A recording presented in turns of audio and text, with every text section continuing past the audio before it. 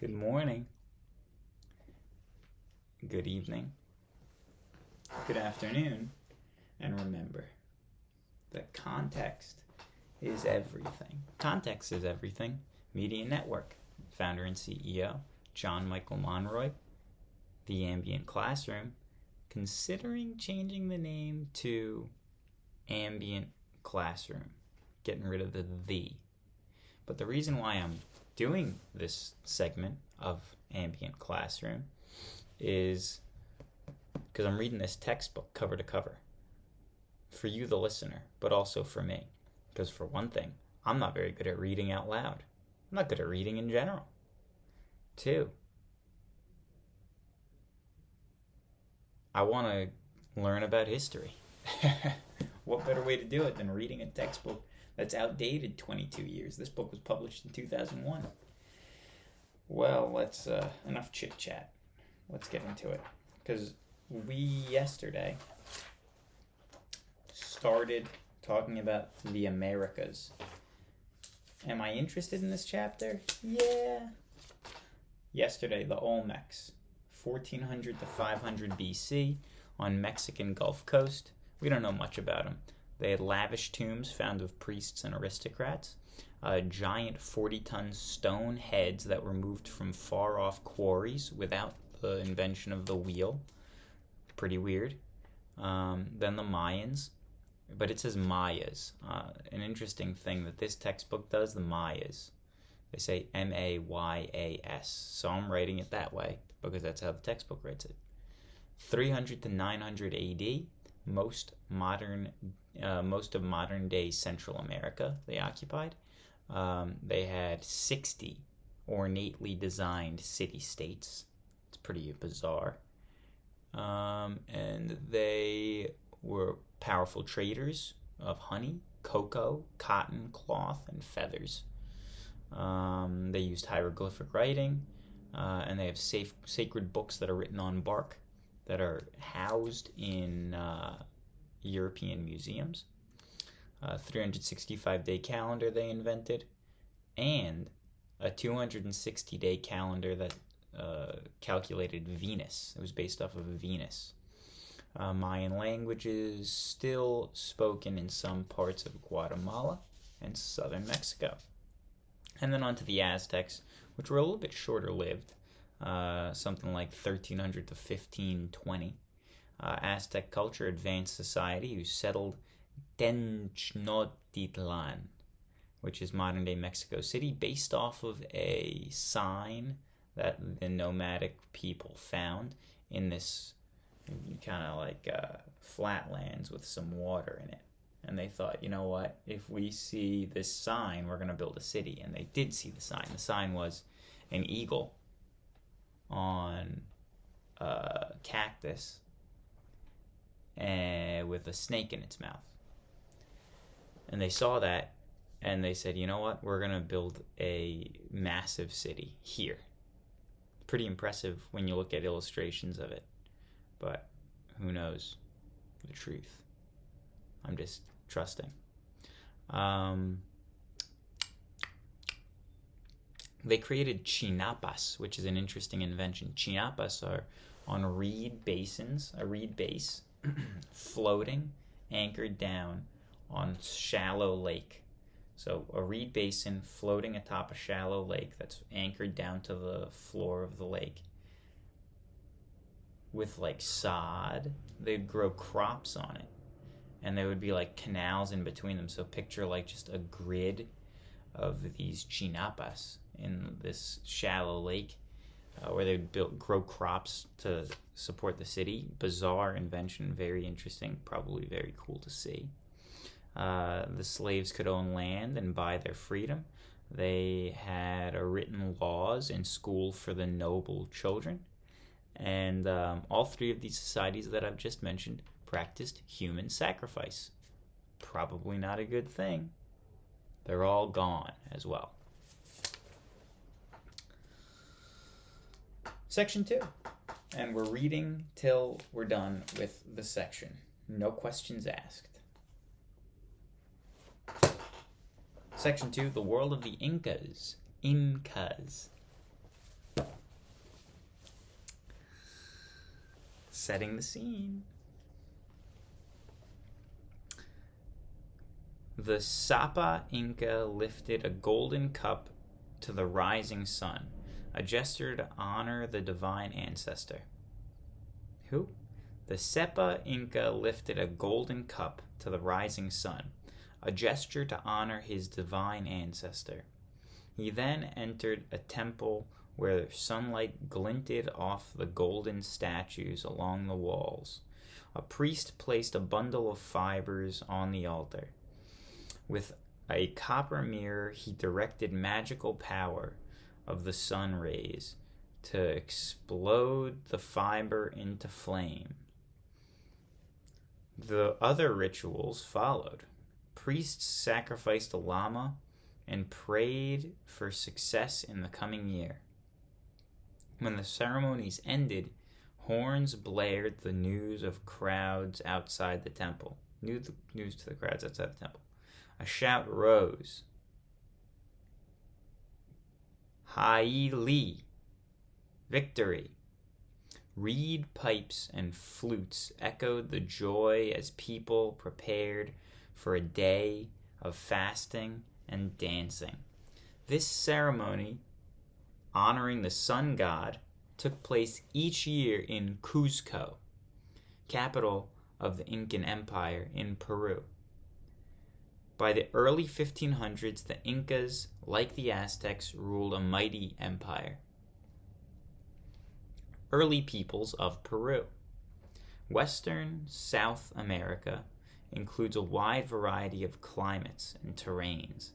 The narrow coastal plain is dry, lifeless desert, crossed by occasional river valleys. Further inland, the snow-capped Andes Mountains rise steeply, leveling off into high plateaus that bake by day and freeze by night. East of the Andes lie dense jungles that stretch from Peru into Brazil. Native American peoples developed many different styles of life across South America. Hunters and gatherers thrived in some regions, while farmers grew root crops in the Amazon rainforest. Thousands of years ago, people settled in fishing villages along the desert coast of Peru. Gradually, they expanded inland, farming the river valleys that run up into the highland plateaus. Using careful irrigation, they grew corn, cotton, squash, and beans. On mountain slopes, they cultivated potatoes, eventually producing 700 varieties.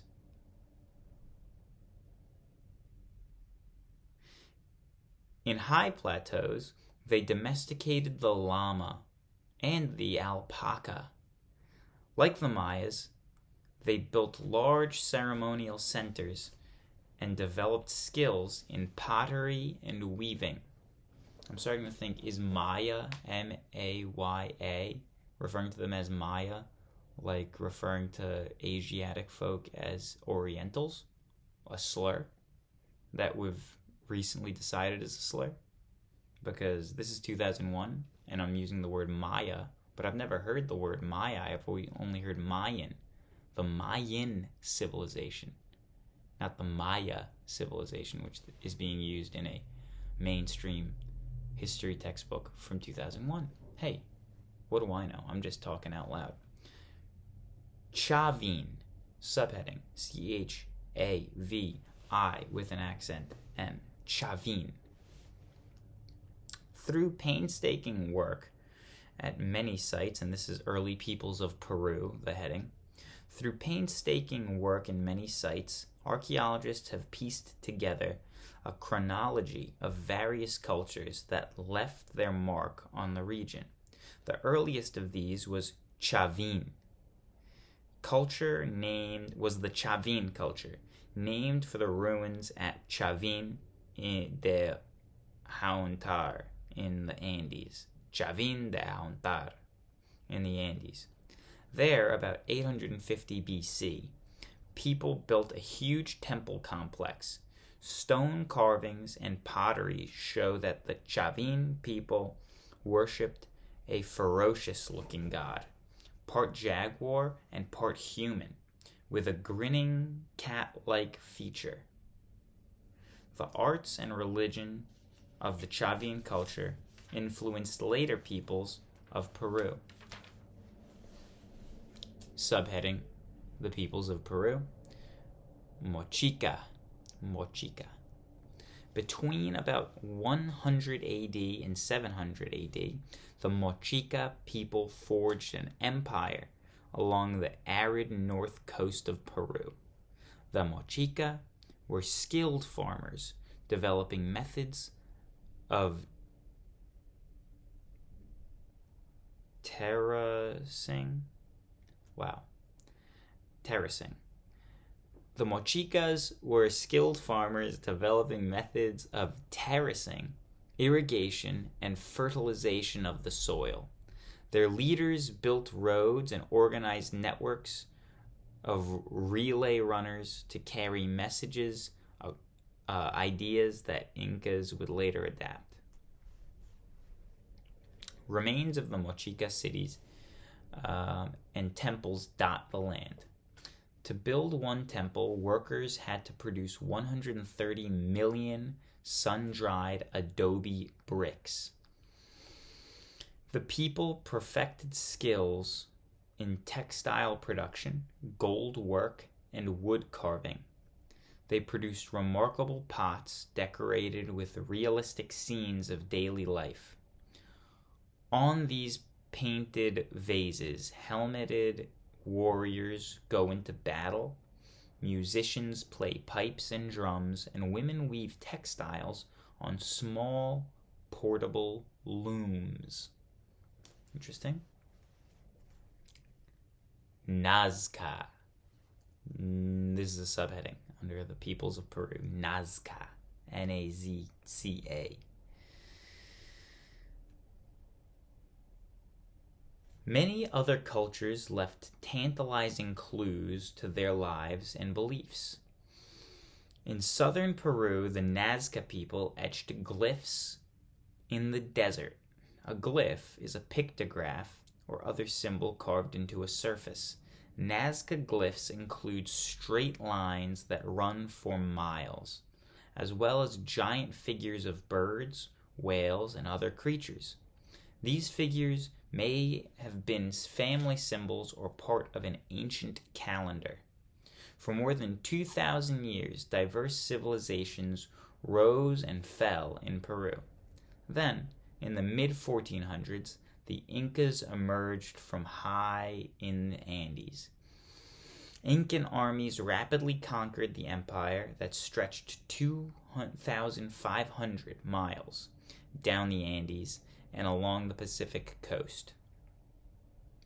Like the Romans, who also ruled a diverse empire, the Incas drew heavily on the ideas and skills of the peoples they conquered. The Incan Empire. This is a new heading, so I think you're going to get a little bit of focus, a little bit of attention on this empire specifically. Like we looked at Peru, now we're going to zoom in on the Incan Empire. Pachacuti, a skilled warrior and leader, was the founder of the Incan Empire. In 1438, he proclaimed himself Sepa Inca, or emperor, and set out on a policy of conquest. From a small kingdom in the high mountain valley of Cusco, he came to dominate an immense empire. Once he had subdued neighboring peoples, he enlisted them in his armies for future campaigns. In this way, he and his son extended Incan rule from Ecuador in the north to Chile in the south. Government, subheading of the Incan Empire. The Sepa Inca exercised absolute power over the empire, claiming that he was divine, the son of the sun god, no, the son of the sun itself, the son of the sun itself. Bizarre.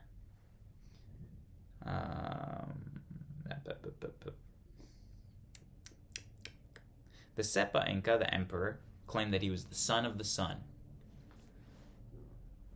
S-O-N of the S-U-N.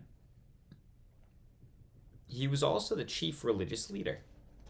Like the pharaohs of ancient Egypt, the Incan god king owned all the land, herds, mines, and people. Gold, the sweat of the sun, was his symbol. He lived in splendor, eating from golden plates and dressing in richly embroidered cloths. Clothes. Yikes. In fact, the Sepa Inca never wore the same royal garments twice. His queen, the Coya, C-O-Y-A, carried out important religious duties and sometimes governed when the Sepa Inca was absent. From Cusco, the Incas ran an efficient government with a chain of command reaching into every village. Nobles ruled the provinces along with the local chieftains, whom the Incas had conquered. Below them, officials carried out day-to-day business of collecting taxes and enforcing laws. Specially trained officials kept records of a quipu, a collection of knotted colored strings. Modern scholars think that quipus noted dates and events as well as statistics on population and crops. I'm picturing like an abacus, but with string. Subheading under the Incan Empire, roads and runners. Roads and runners. To unite their empire, the Incans imposed their own language. What? Quechua. They imposed their own language, the Incas did, Quechua, and religion on the people. They also created one of the great road systems in history. It wound more than 12,000 miles through the mountains and deserts. Hundreds of bridges spanned rivers and deep gorges. Steps were cut into steep slopes and tunnels dug through hillsides. Even more impressive than the roads that united the Roman Empire, the Incan road system was unmatched until modern times. What? That's pretty interesting. The roads allowed armies and news to move rapidly through the empire. At regular stations, runners waited to carry messages. Relays, this is a long chapter. Relay runners could carry news of a revolt swiftly from a distant province to the capital. The Incas kept soldiers at outposts throughout the empire. Within days of an uprising, they would be on the move to crush the rebels. Ordinary people, though, were restricted from using the roads at all. Ordinary people, though, were restricted from using the roads at all. Cusco, subheading under the Incan Empire, Cusco. All roads led through Cusco. The population was made up of representatives of all peoples of the empire, each living in a particular part of the city. They wore regional costumes and practiced traditional crafts. In the heart of the city stood the great Temple of the Sun, its interior walls lined with gold. Like Incan palaces and forts, the temple was made of enormous stone blocks, each polished and carved to fit exactly in place.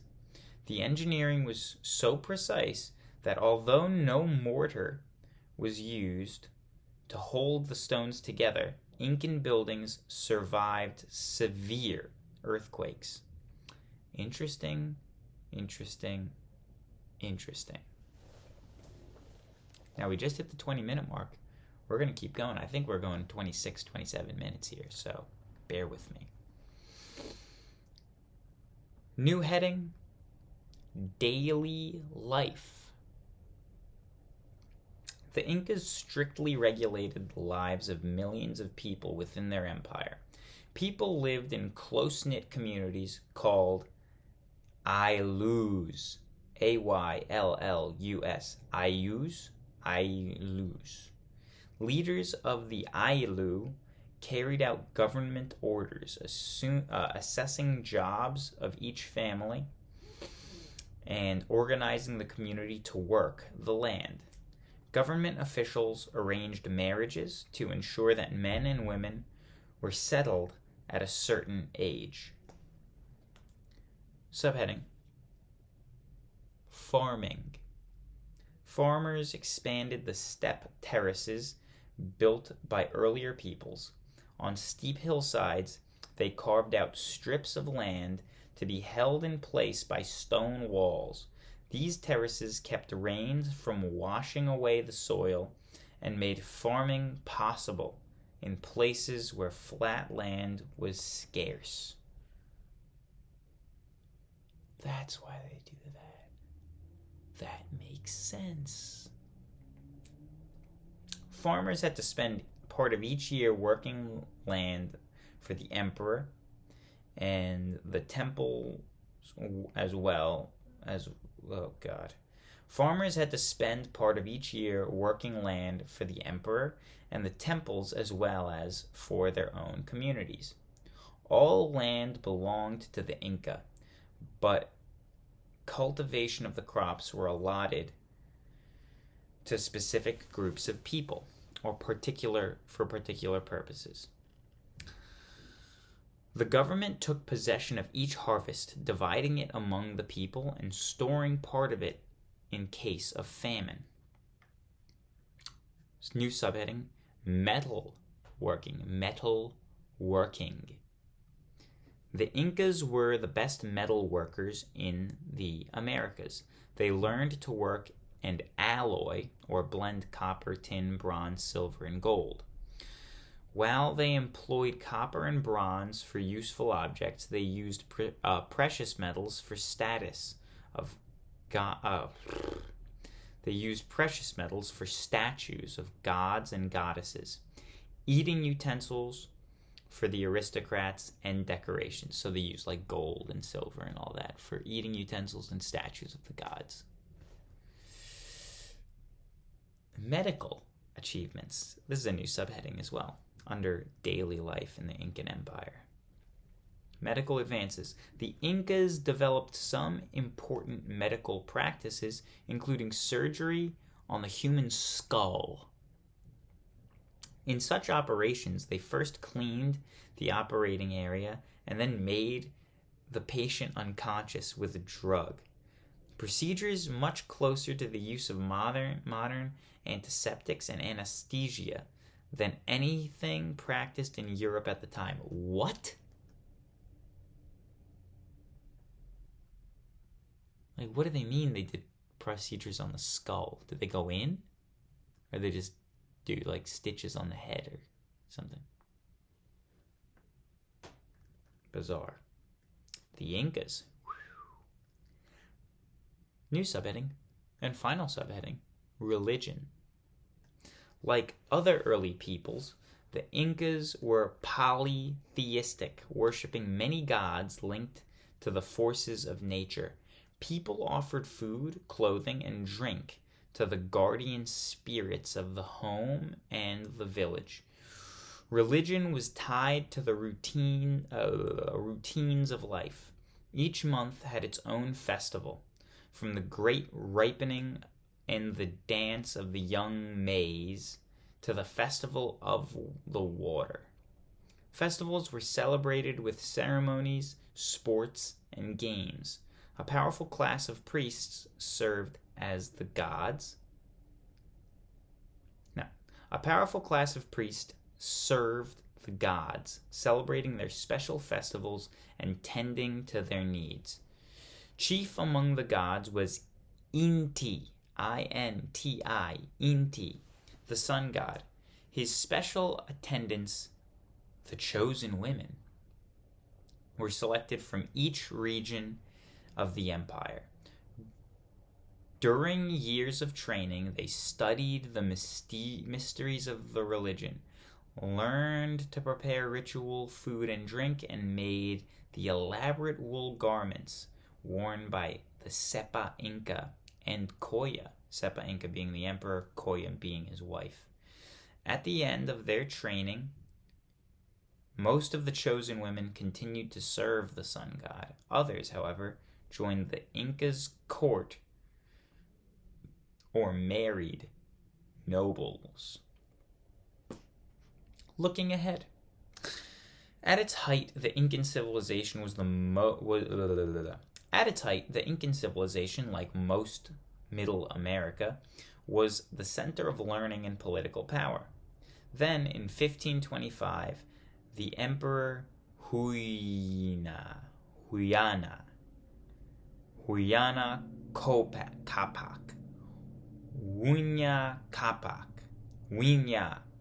Capac died suddenly of an unknown plague that swept across the land.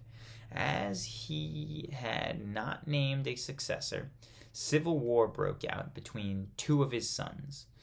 The fighting weakened the empire at a crucial moment. Like the Aztecs to the north, Incas soon faced an even greater threat from Spanish invaders. 27 minutes on the dot. I called it. Good morning, good evening, good afternoon. Have a remember, context is everything.